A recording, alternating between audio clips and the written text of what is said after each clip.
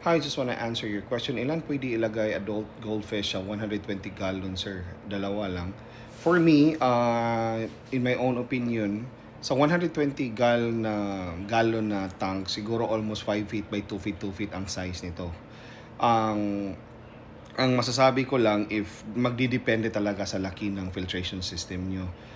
Kung malaki, maganda ang setup ng filtration system, pwede marami ang ilagay. Siguro kung adult, for me ang adult kasi sa akin is 10 to 1 year old na 10 months to 1 year old na goldfish. So sa size ng mga goldfish ko na ganyan is nasa mga super jumbo na. Maganda tingnan ang mga super jumbo pag sa ganitong size na tank na 120 gal, siguro mga 5. Ang ganda ng tingnan yan.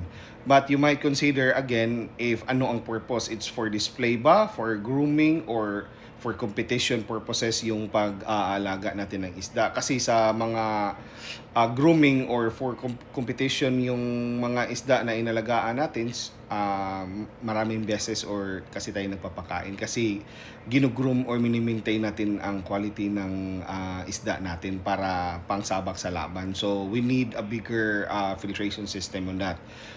And for if ever for display lang sa bahay, dagdag attraction, okay lang, hindi masyadong super laki talaga ng filtration system kasi hindi naman tayo grabe magpakain ng isda, so less yung dumi na nilalabas ng isda natin.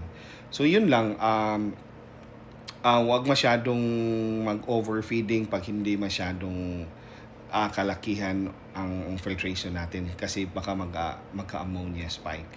And if ever, please do water change talaga daily. Kahit 10-15% makuha lang yung mga poop sa tank ng mga isda niyo. Okay? If ever you have any questions regarding on the availability ng mga isda natin, marami tayong available na mga isda. It's a local breed lang ha, clarify ko lang mga ka-groomers, local breed lang po lahat ng isda natin. Gusto ko talagang i-promote ang mga local breeders natin, gawang Pinoy na mga quality na mga isda. Please do send me a message on my Facebook account if ever you have any inquiries. Fritz Sinisa. Thank you.